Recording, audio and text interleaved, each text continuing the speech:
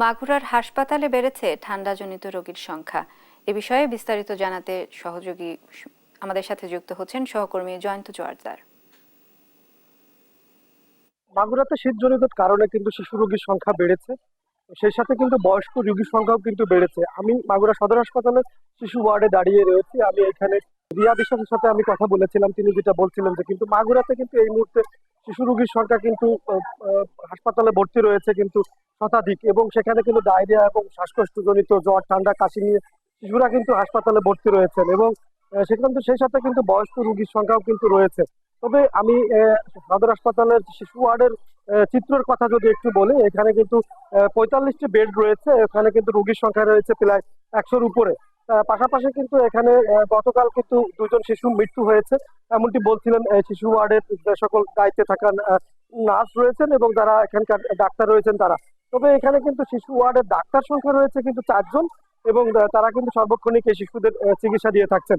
তবে আমি সাধারণ রুগী এবং ডাক্তারদের সাথে কথা বলেছিলাম। তারা যেটা বলছিলেন যে এই মুহূর্তে আসলে শীতের প্রকোপটা একটু বেশি ঠান্ডা, যে কারণে শীতজনিত কারণে শিশুদের ঠান্ডা এবং ডায়রিয়া রোগী আক্রান্ত হচ্ছে, এবং তারা কিন্তু প্রচুর পরিমাণে আক্রান্ত হয়ে কিন্তু হাসপাতালে ভর্তি হচ্ছে। তবে সদর হাসপাতালে 250 শয্যা বিশিষ্ট হাসপাতাল হলেও কিন্তু সেটা এখনো খাতা কলমে রয়ে গেছে। 100 শয্যার হাসপাতাল দিয়েই কিন্তু এই হাসপাতাল চলছে।